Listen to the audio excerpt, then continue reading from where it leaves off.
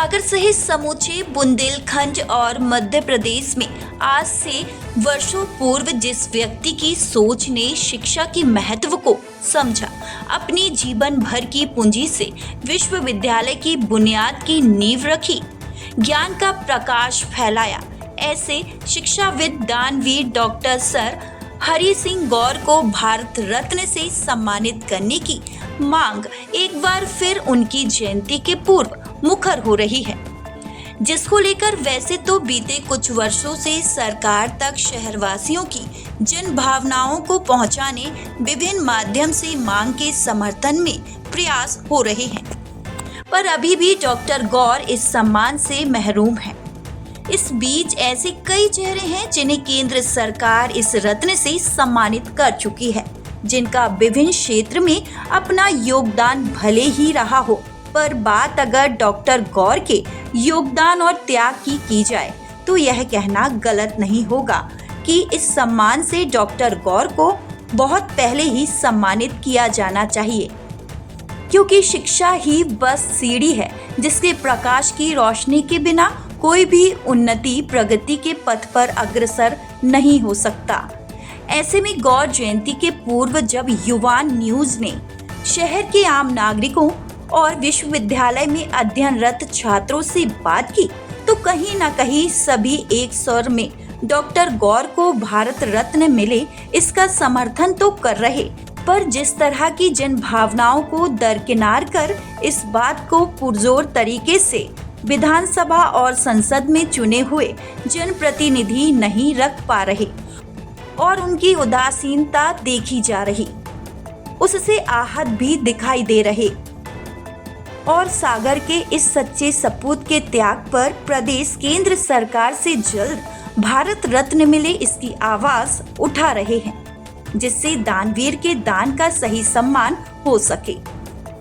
इस यूनिवर्सिटी को एक स्थान दिया है और इस यूनिवर्सिटी की स्थापना की है और डॉक्टर गौर ने जब यहाँ पे बुंदेलखंड और मध्य प्रदेश के हिस्से में सबसे बड़ी यूनिवर्सिटी यही डॉक्टर हरि सिंह गौर विश्वविद्यालय के नाम से चर्चित।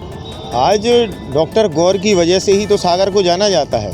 आज आप बाहर शहर में जाइए, सागर शहर का नाम ही डॉक्टर गौर के नाम से ही प्रसिद्ध है। आज उनने पूरा सागर शहर दे दिया आपको, इतना शिक्षित कर दिया आप लोगों के लिए। सेंट्रल यूनिवर्सिटी आज उन्हीं के नाम से बनी हुई है। यहीं से पूरे सांसद मंत्री, तीन मंत्री सागर में हैं जो सबने पढ़ाई यहीं से की है। उसके बाद भी अगर इनकी सरकार होने के बाद भी अगर इनको भारत रत्न देने में इतनी विडम्बना हो रही है, क्योंकि ये मांग कई वर्षों से चली आ रही है। इसके लिए भारत रत्न के कई बार आंदोलन भी हो चुके हैं, रेल रोको आंदोलन भी हो चुके हैं, कई बार अनशन हो चुके हैं, पोस्ट कार्ड का लेखन भी हो कर दिल्ली पहुंचाया गया है पोस्ट कार्ड, इसका और कई वर्षों से मांग की जा रही है। इस वजह से इनको भारत रत्न मिलना ही चाहिए।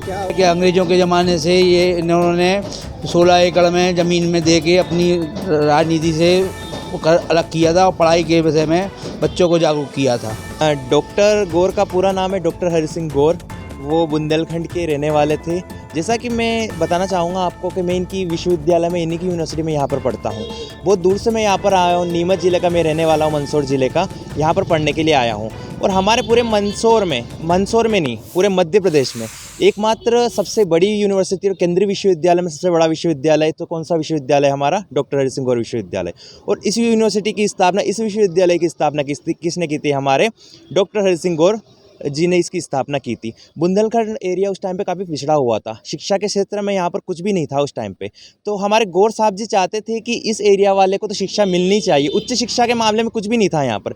लेकिन उनकी वजह से जब उन्होंने यूनिवर्सिटी की स्थापना की, हमारे विश्वविद्यालय को स्थापित किया यहाँ पर, तो उनकी वजह से यहाँ पर सारे बच्चों को या फिर मध्य प्रदेश के अधिकतर बच्चों को यहाँ पर उच्च शिक्षा प्राप्त कर पाए बच्चे यहाँ पर आके। तो उनके योगदान को मैं कभी नहीं भूल पाऊँगा। मैंने भी यहाँ से 4 साल का कोर्स किया है और मुझे काफ़ी अनुभव प्राप्त हुआ है, काफ़ी एक्सपीरियंस प्राप्त हुआ है यहाँ रह के, और मैं डॉक्टर हरि सिंह गौर के योगदान को कभी भी नहीं भूल पाऊँगा। ये जो योगदान की बात कर रहे हैं, इस आधार पर उनको भारत रत्न मिलने की बात कही जा रही है। जी सर, मुझे इस बात का ज़्यादा अनुभव नहीं है, लेकिन अपने एक्सपीरियंस से अगर मैं बताना चाहूँगा कि अगर वो नहीं होते तो शिक्षा के क्षेत्र में शायद बुंदेलखंड एरिया काफ़ी पीछे रह जाता। तो जो इंसान शिक्षा के क्षेत्र में इतना अच्छा कर सकता है, इतना अच्छा योगदान दे सकता है, उसकी वजह से पूरे मध्य प्रदेश में सबसे प्रथम स्थान की विश्वविद्यालय बन सकता है, केंद्रीय विश्वविद्यालय, और इतने बच्चे इसमें आकर अध्ययन कर सकते हैं। तो मुझे लगता है कि उनको भारत रत्न तो मिलना ही चाहिए।